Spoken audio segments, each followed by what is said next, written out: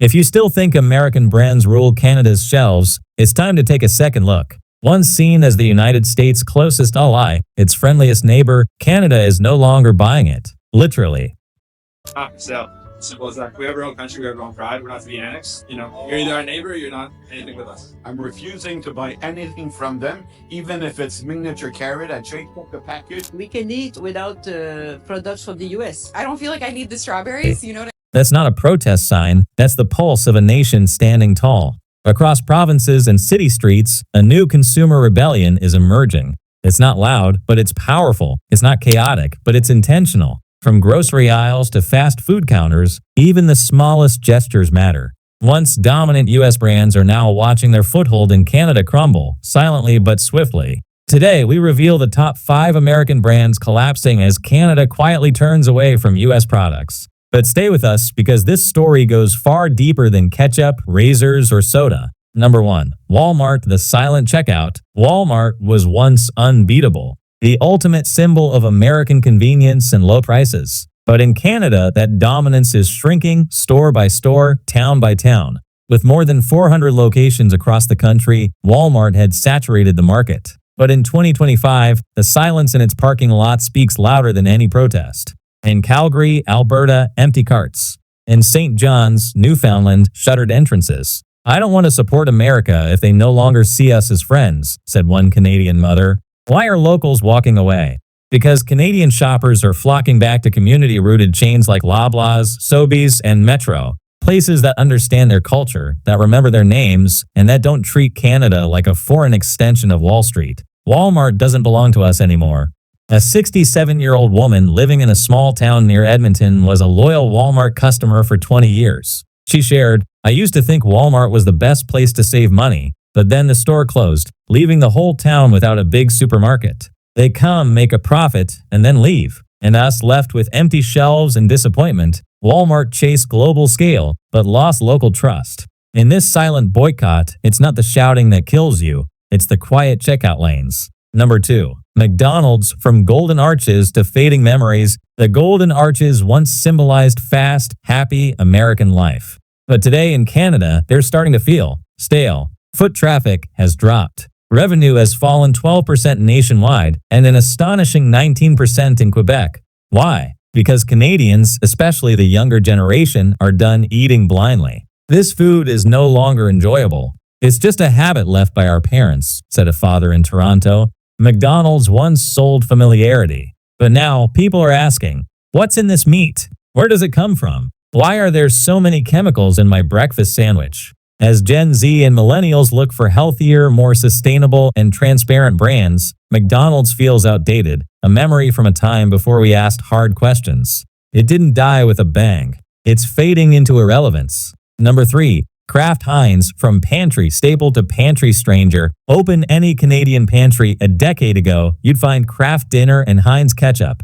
Today, those staples are being replaced. Kraft Heinz Q1 2025 earnings show a 6% revenue drop in Canada, and this isn't due to inflation. This is conscious rejection. "If it's not local or organic, I'm not buying it," said a young mother in Toronto. More and more Canadians are choosing local sauces, organic cheeses, and homemade meals. Because it's not just about the product anymore.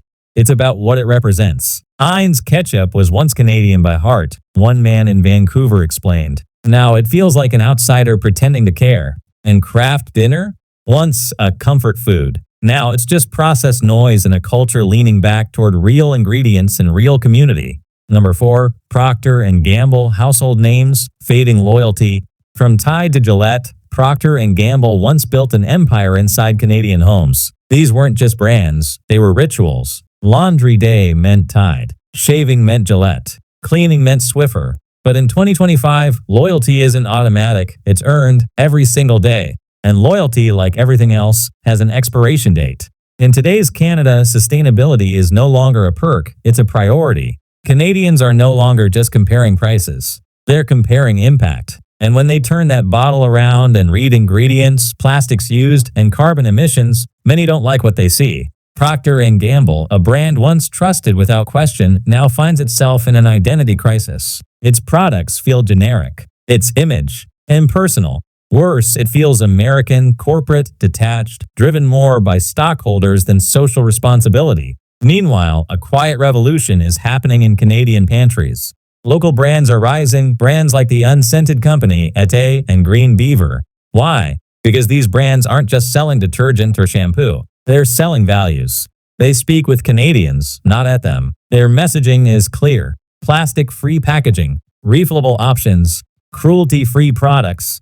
Community First Mission's one shopper in Vancouver put it simply, "When I buy from a local eco-brand, I feel like I'm part of the solution, not just another sale on their spreadsheet." Procter Gamble is learning the hard truth. Corporate dominance doesn't guarantee cultural relevance. And as more Canadians vote with their wallets, the lesson gets louder. Number 5. Coca-Cola. The sweet taste is turning sour. There was a time when Coca-Cola meant joy. The red label, the classic glass bottle, the fizz that danced on your tongue, it was a global icon. And in Canada, it felt like a treat everyone could enjoy. But now, that sweet, fizzy symbol of American freedom is being seen through a new lens. And for many Canadians, it's leaving a bitter aftertaste. Today, people are reading labels, not just reaching for them. And when they see 40 grams of sugar, artificial ingredients, and chemical additives, they stop and ask, "What am I really putting into my body? Why do I need a dictionary to understand this label? Is this even real food anymore?" The Canadian consumer is evolving. They're saying no to soda and yes to kombucha. They're swapping high fructose syrup for sparkling water infused with organic fruit. In grocery aisles from Halifax to Vancouver, Coke bottles are collecting dust. Its once playful slogan, "Open Happiness," now clashes with a generation that's opening their eyes. This isn't just about flavor anymore, it's about health, authenticity, and agency.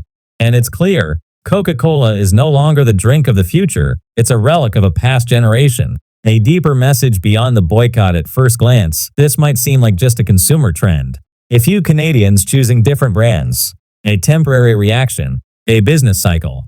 But make no mistake, this is more than a dip in sales. This is a crack in the cultural foundation between two countries that once moved in lockstep. This is a message loud and clear from Canadian consumers.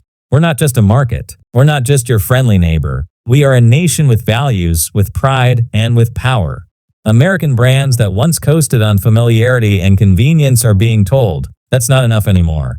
Today's consumers are demanding more. Eco-conscious practices, cultural sensitivity, authenticity over advertising, relationships over revenue, and unless American companies adapt, they risk becoming more than irrelevant, they risk becoming unwanted. So we ask you, what are we preserving in the name of convenience? What are we sacrificing in the pursuit of profit? And can American brands ever win us back without winning back our trust first? Drop your thoughts in the comments.